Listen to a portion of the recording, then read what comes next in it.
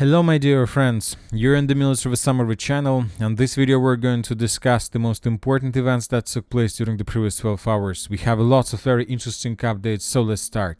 And first, of course, we're going to start with the South Donetsk direction, where according to information we received during the previous nights, we can make a conclusion that the front line of the armed forces of Ukraine continue collapsing. During the previous 12 hours, the Russians managed to improve their position significantly in the southern flank and in the northern flank. As for the eastern flank, we haven't received anything. So let's start and let's begin with the details. First, let's go to the village of Yasnaya Polyana. Today, the different mappers reported that the Russians, as a result of offensive operation, managed to secure the territory of the settlement completely and to force the Ukrainians to fall back in the northern directions towards the village by the name of Razliv. And we have the photo, we have the video that was published by the Russians, and according to the author of this video, we can see the city that was already captured by the Russians. We can see the Russian drone that was flying above the territory of the settlement, but telling the truth, when watching this video, I haven't seen even a single flag or Russian soldier on the territory of the settlement. It's just a video of the settlement with the notes from the author of this video that the city was captured by the Russians. That's it. Nothing special. Anyway, we have adjusted the northern part of the settlement into contested zone, and we are waiting for additional updates. Most likely the Minister of Defense of Russian Federation today will report about additional progress and so on. Furthermore, we continue receiving updates from the villages of Razliv and the village of Konstantinopol. As for the village of Razliv, today the Russian sources published the video of how they were bombing and attacking the southern part of the settlement, preparing this village for possible offensive operation. If you remember, yesterday we talked about this attack, that most likely the Russians would move in the northern direction with the purpose to take under control the settlement of Konstantinopol. Furthermore, different resources have already reported us about this progress, and today the Western military experts began publishing their own maps, and in this map, for example, we can see that the road between the village of Yasnaya Polyana, Shakhtarska and Konstantinopol is completely unprotected.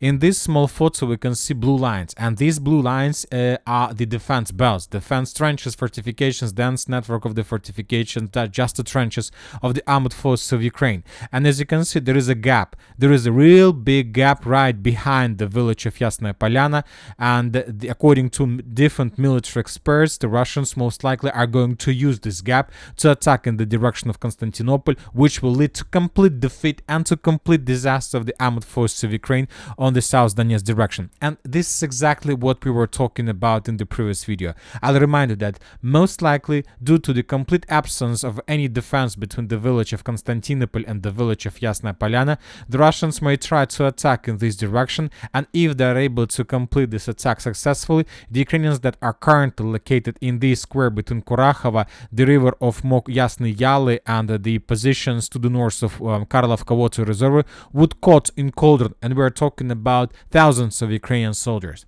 Now let's move further and let's talk about Novooukrainka. Just yesterday we were talking that we didn't have anything to confirm the Russian presence on the territory of the settlement, and today the Ukrainian sources published the video of how the Ukrainians were bombing and attacking the positions of the armed forces of Russian Federation on the territory of school in the central part of the settlement.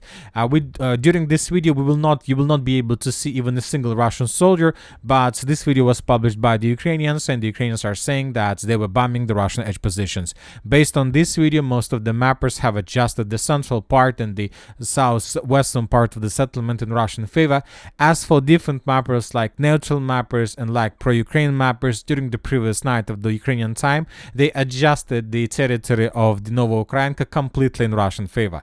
So this is the progress on the ground during the previous night. So just yesterday we colored the 40% of the settlement in contested area, as today we got reports about complete control over the settlement. Most likely the Ukrainians retreat, let's say, because of the Russian pressure towards the village of Maximovka.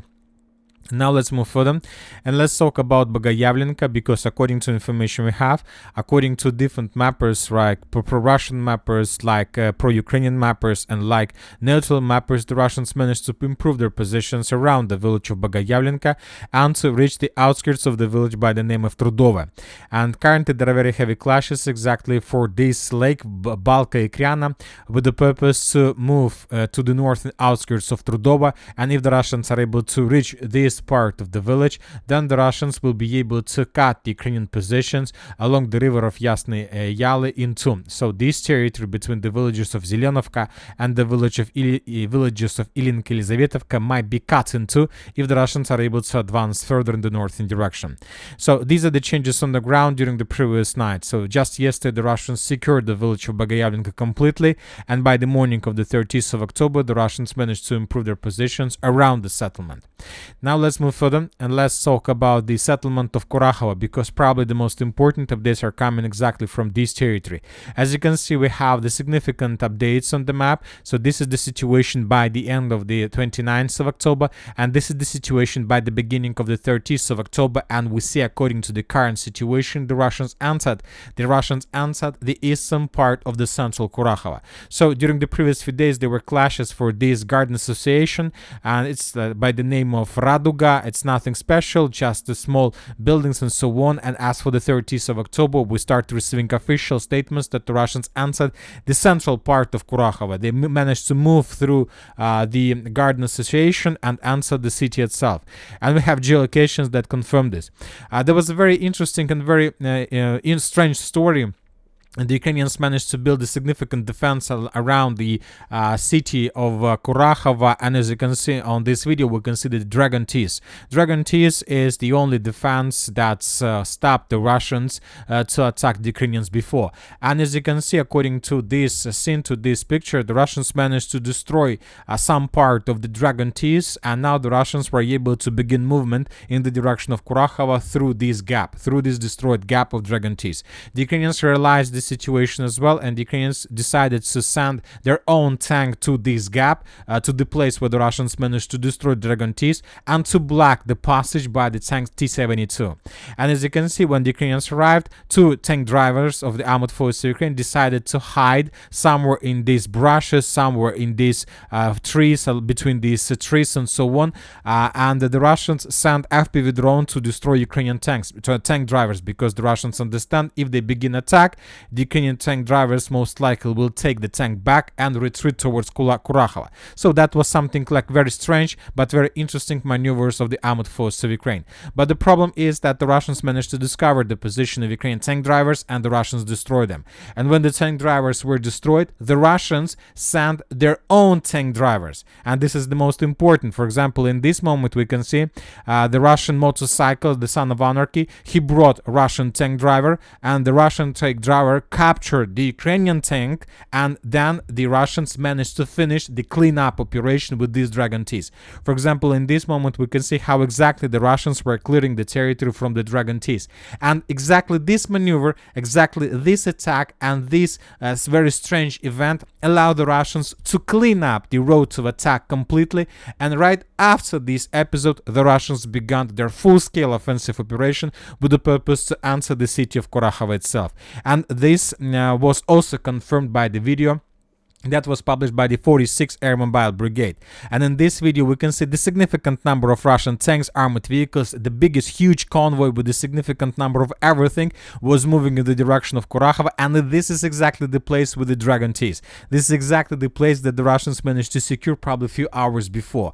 And now the Russians have a safe passage. They crossed these Dragon Tees and they entered the settlement of Kurakhovo. We have lots of episodes, and we have already a lot of episodes from the territory of Kurakhovo itself. For example, exactly in this point there was a video episode how Ukraine FPV drone was attacking the Russian forces. So the battle for Kurakhovo officially started, and now let's see what is going to be next. But obviously this is the complete disaster for the armored forces of Ukraine. They haven't managed to slow down or to stop the Russians on the outskirts of Kurakhovo, and some can say that Ukrainians supposed to protect the settlement for months, but not like 4 hours like we can see right now.